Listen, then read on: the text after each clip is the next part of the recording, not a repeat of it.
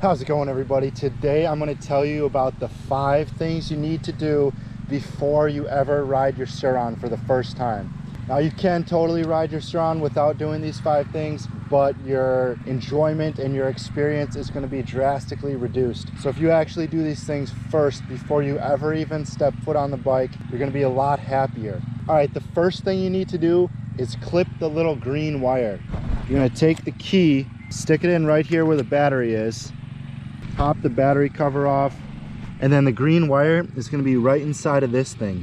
Now make sure the bike is off and this thing right here is also off, and there's going to be a little green loop. On mine you can see it's already snipped. You're going to snip that little green loop right in half, and the bike has just been unlocked. Now you can go full speed, full torque, full horsepower.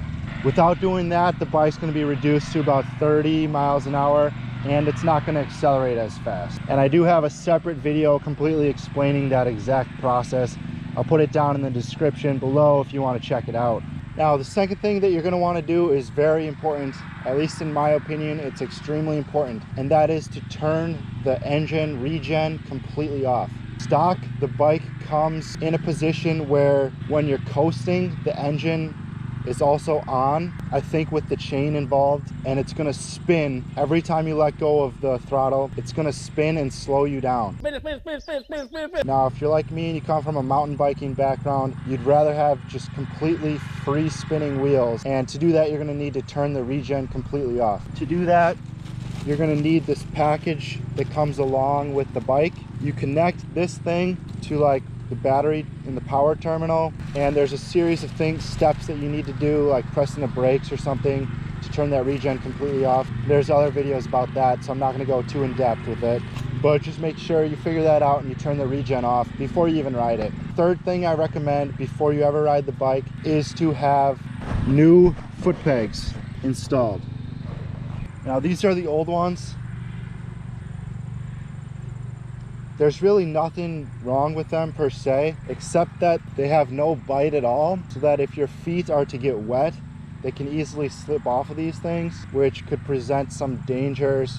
Also, they're not quite as wide, so especially if you have soft shoes on, the shoes kind of like cramp over the edges, and it's not as nice and flat of a surface, and it's just not that comfortable. But if you get the new ones installed, they're a lot wider, flatter, and they have more surface area, so your boot sits on there better.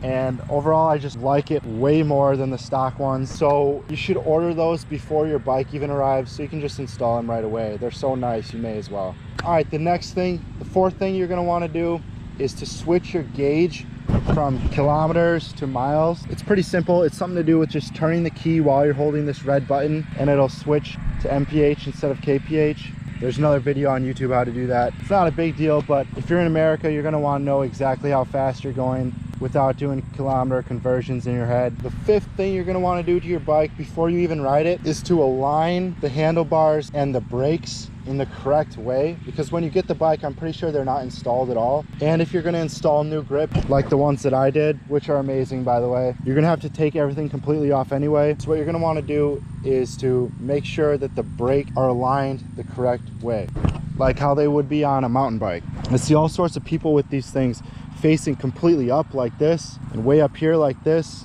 or too close to the edge here, too close to your hand, and that's not the way you're going to want to do it.